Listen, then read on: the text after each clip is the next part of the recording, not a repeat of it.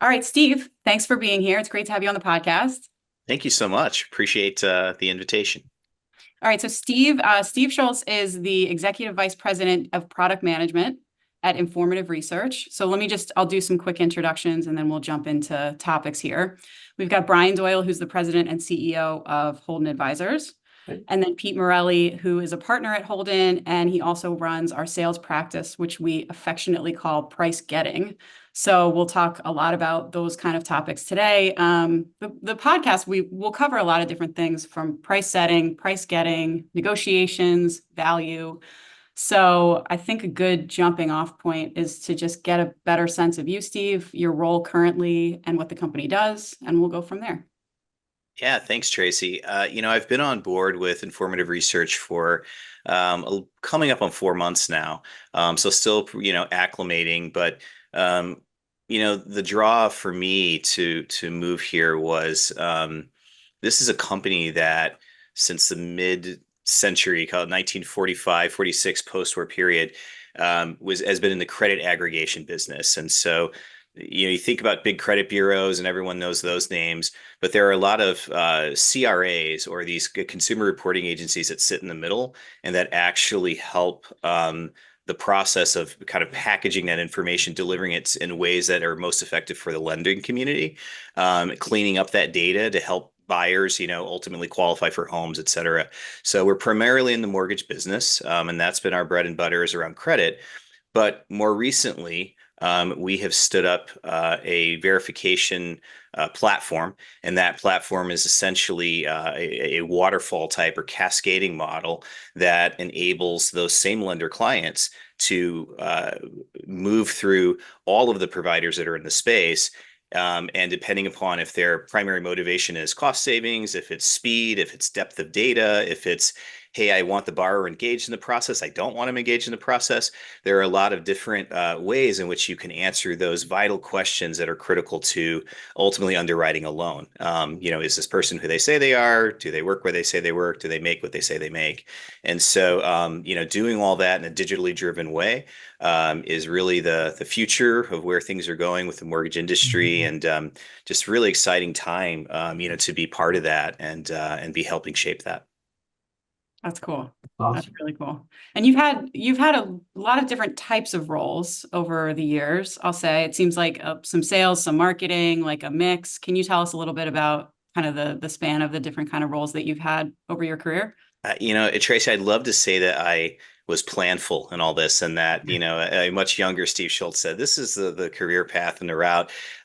It's always been about just trying to be useful to the employers that I work for, and taking assignments, sometimes stretch assignments, as they came along. But it has allowed me to kind of bounce back and forth within across this product development, marketing, and then sales and revenue generation aspects of the various businesses I've worked for. And it's tremendous cross training. It is this, I think about, you hear stories of NFL guys that are like, I do ballet on the side, right? You need that agility. You have to learn, these different muscle movements. I would encourage anyone who, if you're a product person, you need to understand what salespeople are going through and how difficult that Mhm. is in a world of complex consultative sales. And if you're a salesperson, you need to understand the challenges in building these very complex products and the trade-offs that are inherent, within that, whether they're budgetary or, certain features and functions that, you have to make some tough choices. So I've been able to see both sides, of that equation in my time.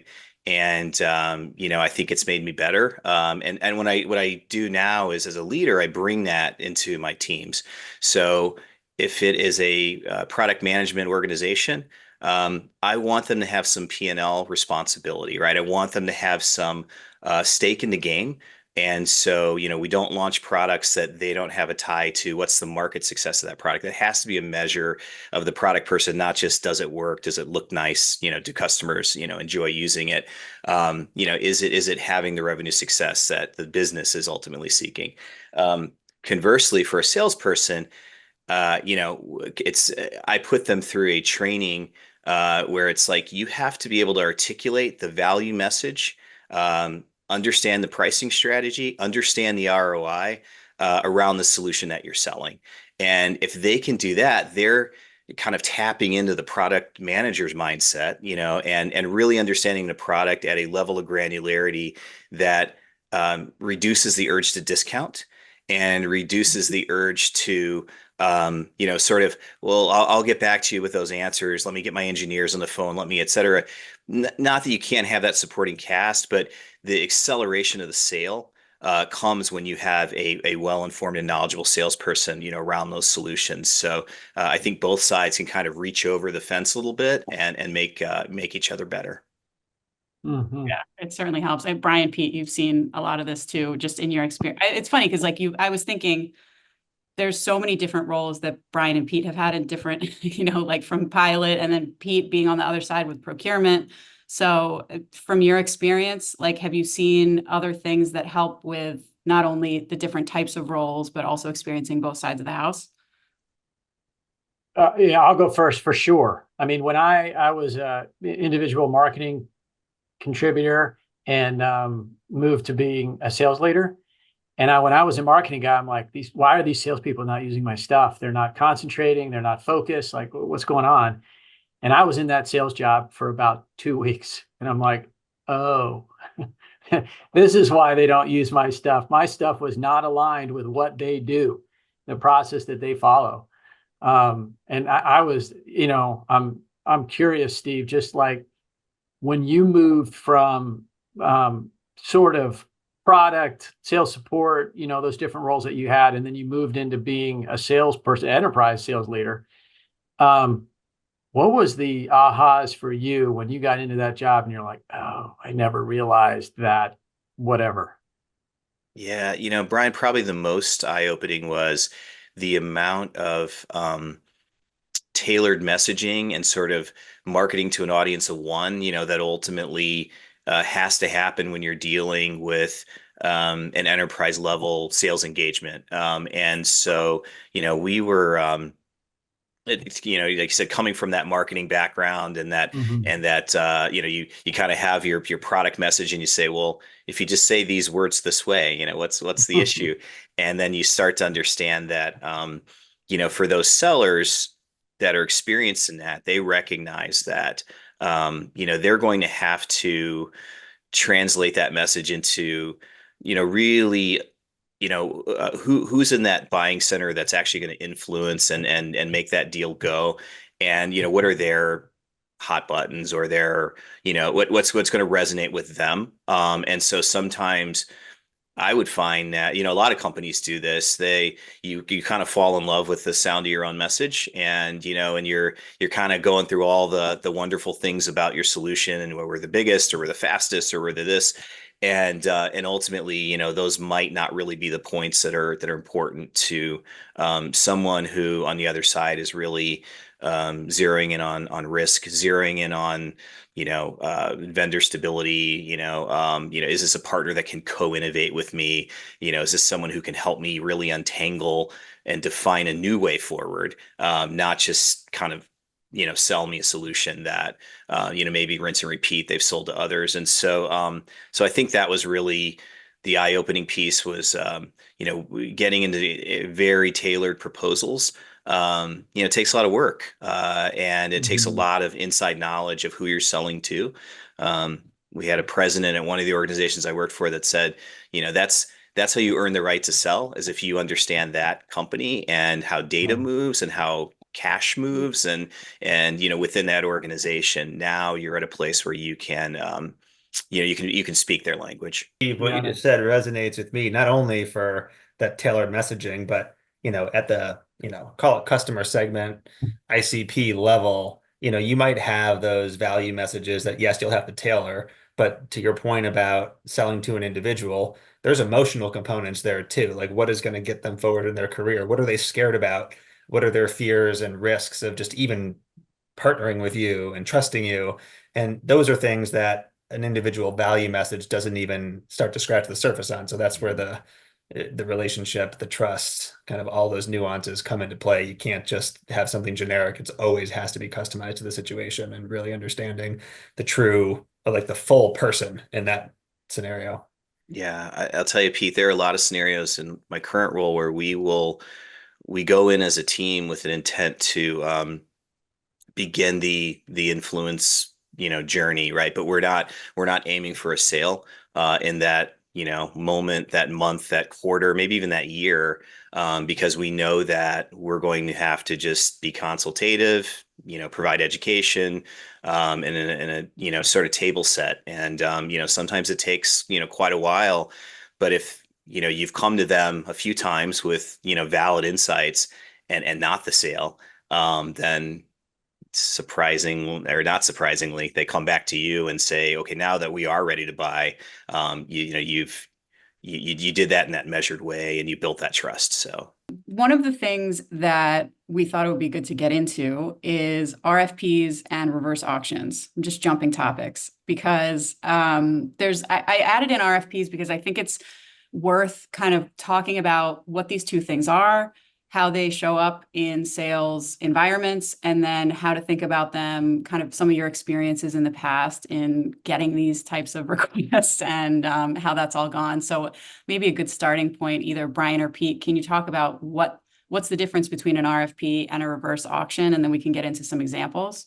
Sure. Yeah, I'll just kick us off. So RFP, or request for proposal, is when effectively a customer, in your target market, releases a formal document that says, hey, we're looking to purchase a product or service from a vendor or company. It doesn't necessarily, it could be targeted to a specific company, but often it's to open the aperture and collect multiple bids to both uncover the best of breed, which is one option, like a lot of value calculation and really sussing out what's going to be the highest benefit for that organization.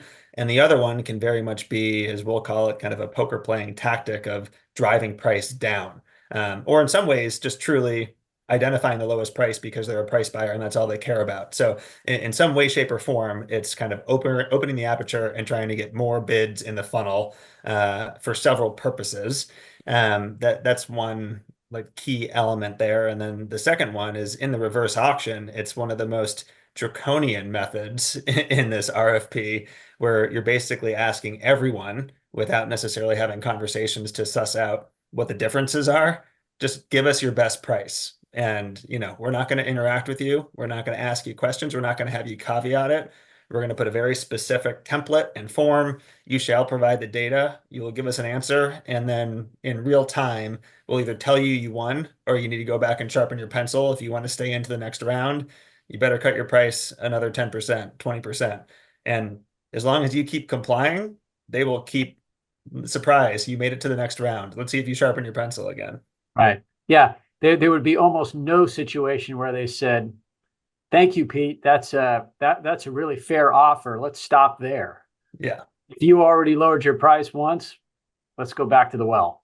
Yeah. Yeah. So in your experience with these, Steve, can you think of examples just that we could kind of get into and talk about a bit? Yeah, Tracy, I mean, over the last few years, I feel like the volume and the frequency of RFPs has increased, at least in the markets that I'm most familiar with, which is kind of the human capital management space, and then buyers in the financial services space. And the only thing I could think about is like, why are we seeing more of these? Is that, things are so complex now in terms of, data and analytics, and, organizations are, it's difficult for them to find a good yardstick to say what are the true differentiators between provider A and provider B.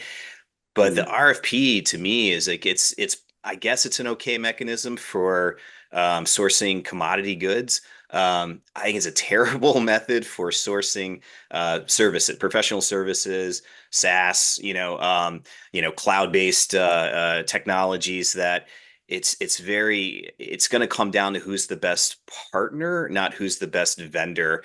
And RFPs have very much in my mind, a bias toward helping you identify a vendor, right? That can, here, I will sell you X number of widgets at X price. The reverse auction is just the evil cousin, the RFP. It's and that one I unfortunately have only encountered a couple times. To the points that Brian made, it's there was a scenario where we had Fortune 100 that was our largest customer for this particular service, and they wanted to execute the reverse auction model. And we, as an organization, had to stand firm and say, we're not going to participate. We have demonstrated our value to you as a partner, and we go beyond being a vendor. And this is you're putting us in a box that would really not take into account kind of the way in which we helped them kind of transform their business, not just sold them a service over the time that we'd been working together.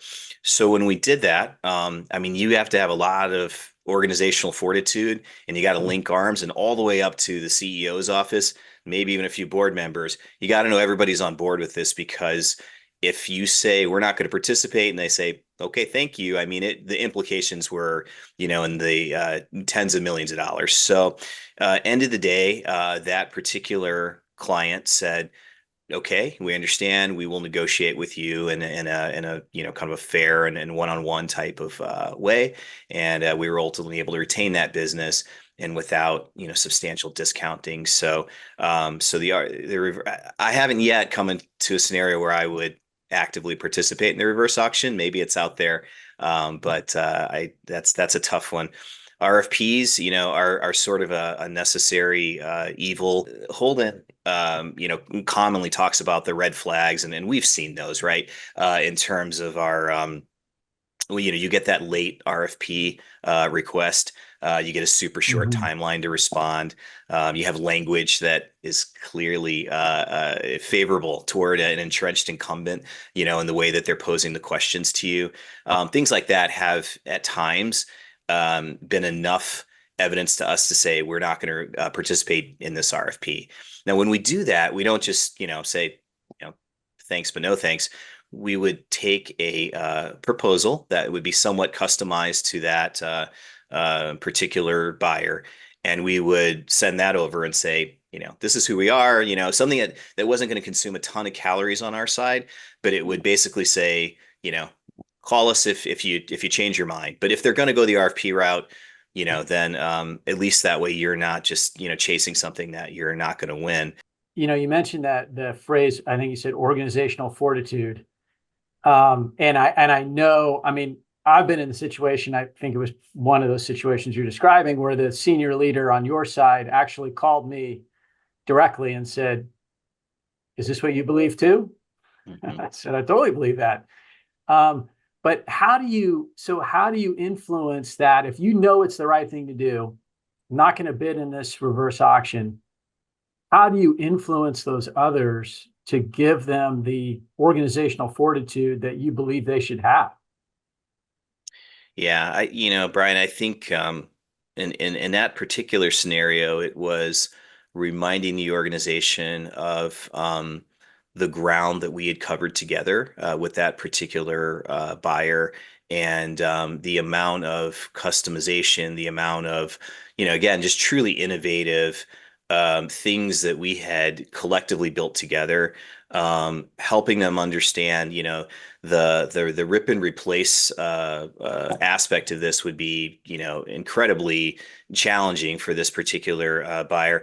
But we had to convince ourselves of that internally and say, you know what? Yeah, we really have done a bang up job for these guys. No one else can do what we've done. You don't want to fall totally into that trap, but you kind of got to believe it, and ultimately, I think it was enough to where and it never hurts to have some contingency in your back pocket of other opportunities that you can say, well, worst case scenario, if we lose this piece of business, here are other places where we could at least begin to cover that gap.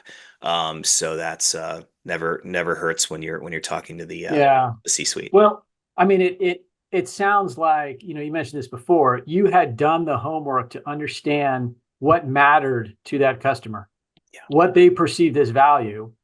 You had delivered that. And then in their wild attempt to get you to lower price, they came back and said, none of that matters. But because you had done the research and you'd had those tough conversations prior, you said, they do value this stuff. I'm not just giving it away. And that, Yeah. I mean, I would guess that gives you the confidence to have, internal and external hard conversations, because you know it to be true. It's not you're guessing, or like you said, you're in love with your own product. How dare they? It's like you already had those conversations, so you feel better about it. Yeah, yeah. And and ultimately the business, leadership understands that if you start to get into one of these race to the bottom type spirals, as you and Pete alluded to, like where does that end? I mean, they're never gonna, I shouldn't say never, but it's seldom that they'll stop and say, "Hey, that's great." It's, "Hey, if I, give a mouse a cookie," kind of thing, right? So Steve, Brian, it strikes me that the 2 points each of you just made, Steve, in your seat in financial HCM, RFP volume increasing, just kind of that behavior, and then Brian, the need to deliver these customized messages. I think I can validate that across industry segments. Just the cost pressures, profitability is becoming ever more important. Growth is a little harder to come by, particularly in technology and SaaS services the last couple of years. And so what I think that does, it kind of expands the buying center. There are more individuals with interests. Certainly the P&L owners, the business, they might love what you're talking about for these RFP brute force methods to procure services. And they're like, "Hey, like that's not really going to fit for us. We need this specific solution. We want to like kick the tires very carefully." Whereas then supply chain is saying, "Yeah, well, we're going to do this because our mandate and decree is to save 15-20% of the budget off of whatever's proposed. And the best way for us to do that is this one size fits all. We don't understand how like all of the nuances here, but if we make a table and check boxes, I think we can understand that." And so there's this push pull just internally, and knowing, A, who you're dealing with, they're going to care about different things. Are they someone that truly just wants to buy the commodity and that's all they want? Or are they looking for something more specialized, in which case then you have to start doing the dance of, yeah, we're not going to participate in this race to the bottom, price only is a top factor game, when you might know something else to be true about how much they do appreciate you. yeah, yeah, well said, Pete. It recalls for me working with a large retailer who was incredibly cost driven, or I should say in a cost cutting mode. Yeah. They had a number of store locations that they were shuttering. They were, it was across the board. They were looking for savings. And so as they set their eyes on the solutions that we were providing, it was the safe play, right? To say, we're going to stand up. They actually put a procurement group in place that hadn't even existed before, to specifically try to negotiate, down, some of their vendors. And there was an expectation at the very top that there would be material reductions across, all supply lines. What we ultimately did there was we were eliminated, from that, based on the rules of the RFP, and because of where we came in on price. But because of the relationships that we had, and our strategy was always, we have to get to the CFO who would understand the long game around, if you make this change now and there's an impact down the road, something that would save you hundreds of thousands of dollars today could cost you millions of dollars, in a little bit longer window. And so having that internal expertise, having that knowledge of, what, the client would be facing, and those were really the keys to getting a message that ultimately had them say, we're going to stay with your service. We're going to need you to discount a little, which we were willing to do in the spirit of partnership, but ultimately, maintain a viable price point from our side, and retain that business. And it's one of my proudest, deals that we did, because I really believe that we helped them, ultimately achieve what was their long-term goal. It was difficult for them to see through that lens, because, there were only a couple people within the organization understood that dynamic, versus everyone could kind of look at a piece of paper and say, well, that one's cheaper than that one. And it's like, but is it really, right? I'm thinking, Steve, that, we were talking earlier about sort of the product marketing sales triangle and working together. And as one of the things you can play with in an RFP is taking away value and in turn lowering the price. Like you said, we're willing to discount, maybe you're pulling value away at the same time. And one of the ways to make that easier is to have tiered offerings. So like a good, a better, and a best. And you're talking about best and they say, yeah, lower the price. And you say, great, I can take you to good. And that's how we'll do that. How do you think about that now as you're a product guy? You know, do you think about it in those terms so that sales will have that opportunity? And, you know, sort of what's that give and take within the organization to set those guys up for success? Yeah, that's great. Brian, the challenges now are really around helping the sales team understand, where do you have flexibility, and in kind of setting up that, good, better, best type of conversation with the buyer.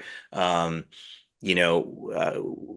we paint a picture for them where we say, if I can reduce your reliance on a service that, the price is what it is, and it's a little bit uncontrollable for us and for you.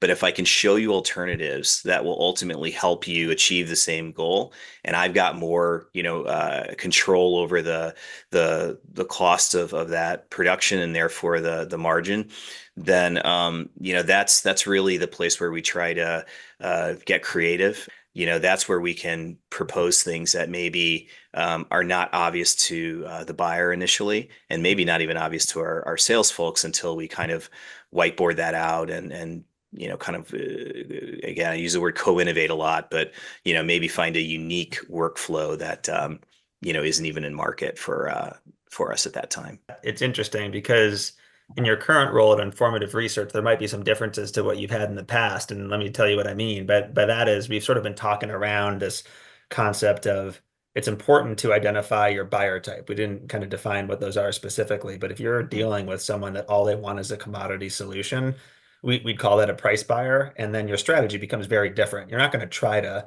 bark up the value tree and spin a lot of cycles. You'll present them your basic option and walk away. They either take it or they don't. And if in the future you decide you want that business that you didn't win, you can always just lower the price and they'll come back. Whereas the other side of the coin is, okay, they care about value. That could come in a few different flavors. They might appreciate you for your expertise and advisory capabilities. They might appreciate the value you bring. They're experts in their own domain and they know in their own mind that you deliver value. They might be someone pretending to be a price buyer, but actually care about the value. So there's those few different types, but the onus is really on the salesperson to identify who they're dealing with so they can cater their strategy around that. Whereas maybe in your current role, you described the emerging platform at Informative Research that kind of is what I'd call a second degree price discrimination or menu pricing. That's like, hey, here's all the options. Do you want speed? We got a solution for you. You want high value? We got a solution for you. You want customization? We got one. You want just low price? It might take a little longer, a little more bare bones. We got you. And the interesting part there is that it almost gives you as a product contributor to the sales folks the ability to say, look, you don't necessarily have to understand what your buyer is. You're going to present to them multiple options and they'll self-select into what makes sense for them. And to some degree, that's making their job a little bit easier, at least for those solutions that are riding on that platform. And it puts you in an interesting spot to have that more consultative sale throughout that journey and maybe be a little bit less adversarial. Yeah, you nailed it, Pete. It is it's refreshing when you can truly let the customer lead in terms of choice, and kind of configure within predefined parameters that empowers them in a way that if they feel that they're in the driver's seat. Let's talk a bit more about some of these negotiations that you've been a part of, because as Pete was talking earlier about the different buyer types, we have a lot of people that are new to the term poker player, and like once you say people are just doing these tactics to get you to lower your price, it clicks for people. But if you have stories, either a memorable negotiation where you've been kind of like raked over the coals and what happened and how you came out the other side, like, is there anything that you can tell us about scenarios like that you've been through? Tracy, it's interesting in the kind of the nomenclature of, price buyer, value buyer, poker player, et cetera. I feel like have rarely run into a true price buyer. I mean, true price buyer. Mhm. I feel that we commonly would see value buyers masquerading as, hey, this is a price play. We really almost, seek to avoid that business if it is just price centric. You can't completely discount it, but there are so many richer opportunities to say, if I cultivate a relationship, if you understand my value, how do I help you see this through a different lens? And a lot of times that there are people within that buying center, within an organization that already see it, but maybe they don't have the voice. They're not equipped in ways to present that message to leadership to get them to get beyond the spreadsheet math. In a couple of those scenarios, the winning proposition was, how do I best arm my primary advocates within that organization to Mhm. make their business case to their leadership that they needed that service, and they were willing to do it at that price because the value was there. Instead of kind of an overt, hey, we're going to pitch you and hope to get all the stakeholders in the room and give this big glorious presentation. It was this incremental effort of, okay, what data points do you need? Help me understand this, and then I will provide the evidence to you. And the nice thing was being with at an organization of scale where we had a large client base or footprint of clients. There's a lot of data, right? There's a lot of evidence that we could point to say, this is where we see, challenges that peers or employers have had, around these issues. We inform, we provide them with the tools to make an intelligent argument because, in that seat, you only know your experience. You don't know kind of what's befallen, others within the market. And so we would, work very hard to make sure that they were armed correctly to tell their story internally, not tell our story, tell your story to your leadership of what you need. There's career accelerators and decelerators probably that are Mhm. on the line for them in terms of how they handle a certain scenario. The procurement teams, it was more of a, hey, I'm really measured on it. Can I say I brought this vendor down by 20%, in the contract renewal, and they kind of wash their hands of it and move on to the next one. They don't have to own that long term. So we had to get to who does, and then show them in the spirit of partnership, this is why we are priced why we are. This is the value we will deliver. And if you make good on that, then they generally are willing to use your data points and kind of fight their case internally. Steve, it's interesting. It's exactly what you said, Steve, about helping that person think about what's in it for them, and thinking of scenarios where it's not actually so obvious or easy to get to that, proverbial final video game boss of the Yes. deciders, right? And so you're talking to different folks around the buying center. You're not sure what influence they have, and I've always coached teams to think about well, there's still an opportunity. First of all, you can, pressure test your messages with someone that understands that company, that customer intimately. And if that's landing and resonating, you kind of have a tell. You can also keep your ears open and listen, because whatever you learn from them, it's going to help you as you move up the chain about what are really those key issues. Finally, there's always I'm stuck here. How do I get around them? And what we found to be helpful is, well, you got to ask them questions or bring them an issue that is above their pay grade or expertise. And so if that's an important question and pertinent to the decision, then they'll have to bring someone else in. So that's often helpful for what we, call blockers or kind of the detractors in a deal. Maybe not just a lower level person, but just someone who's deliberately trying to gatekeep you out of talking to the true decision makers. So those are some tactics that we found helpful, but that dynamic that you described is absolutely something I agree with and we see all the time. Mhm. Yeah. We in my prior role, we invested a lot into different executive listening mechanisms. Pete, to your point of, understanding and not only cultivating relationships with those kind of core business owners that ultimately hold the responsibility for the decision, but also creating like advisory boards and forums where they could interact and talk to each other about these things. And so, you're sort of planting seeds, years out from when you would ultimately be back at that negotiating table. You have a better understanding of them. They have a better understanding of you. They've kind of got this enriched, experience and being part of your, client, base or ecosystem. And so, that's a practice that I'll ultimately bring over into my new role at Informative Research, is to, build that kind of cadre of like close in, clients that that and it's not really with this end game of, well, I have a 2026 negotiation pending with this guy. I need to, get him to a table and, try to fill his head with all my product ideas or schmooze him or anything. It's more true, relationship building through those executive listening sessions. The keyword is listening, right? Really taking them through guided exercises to understand their pain points, where they're going next, what's important to them. And we just found that was just a really, really key recipe for success, setting us up so much better for when those RFPs would come, setting us up so much better for when those renewal cycles were approaching, because we understood what they were looking for. So that's an area that I don't think you can put enough energy into that. Mhm. All right. Well, this is great stuff. Thank you, Steve. I know we're bumping up against time. I think this is a good place to wrap, but I really appreciate you coming on. Loved having you. Thank you, Brian, Pete, and till next time. Great. Thank you. Thank you so much. Awesome. Appreciate you. Thanks, Jason.